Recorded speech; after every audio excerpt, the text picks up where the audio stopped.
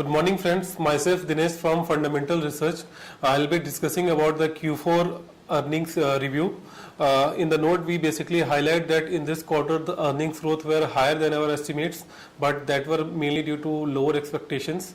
Also we expect the earnings growth for FY14 to be better than what we had in FY13, contributed by improved macroeconomic scenario, supportive policies, and also due to general uptick in the economic activity. So coming to Q4 earnings, on aggregate basis, the earnings for the Sensex during the Q4 grew by almost 6.6% YOY and 7% YOY excluding the oil companies. This was higher than our estimates. The higher than expected growth in earnings was contributed by a strong growth in a few segments such as automobile and metals.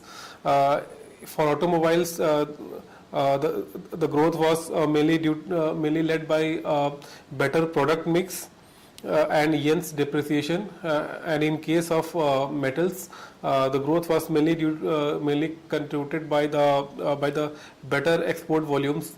But it is worthwhile to note that these were the sectors which had performed quite poor in the Q3 results, and that has been driving lower expectations from these sectors. However, sectors like telecommunications and banking also disappointed on the earnings front. The breadth of the earnings growth remained poor in this quarter also, as 1/3 of the Sensex companies posted decline in their earnings on a YOY basis.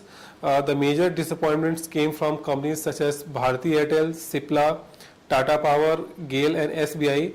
On the other hand, companies like Maruti Suzuki, Tata Motors, Mahindra and Mahindra, Tata Steel and Dr. Reddy's delivered a positive surprise on the earnings front.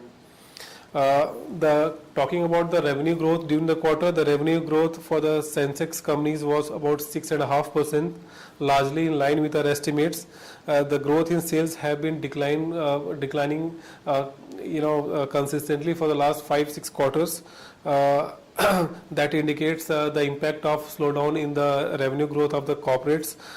We have seen that the slowdown in the economy and some decline in the consumption has been reflected in several sectors. During Q4, the growth in the revenues was led by sectors such as pharmaceuticals, FMCG, IT, etc. Sectors such as capital goods, metals and banking have shown a low single digit growth in the top line during Q4. Talking about margins, the EBITDA margins of the Sensex companies improved by almost 80 basis points on a YOY basis to about 19%. That was in line with our estimates. The margin uptick on a YOY basis was mainly seen in companies such as Reliance Industries, followed by metal and pharma space. However, IT, telecom and capital goods have shown decline in their EBITDA margins. It is also worthwhile to note that the margin pressures have also percolated in sectors such as FMCG and pharma. So, looking at the earnings growth outlook for FY13, we believe that the earnings growth would be better in FY14. In FY13, the earnings growth was roughly 6%. Which was far lower than the initial consensus expectation. However, recent improvement in the macro variables, supportive monetary policy and easing of commodity prices coupled with the cyclical uptick in the economy should lead in a better earnings growth outlook for FY14.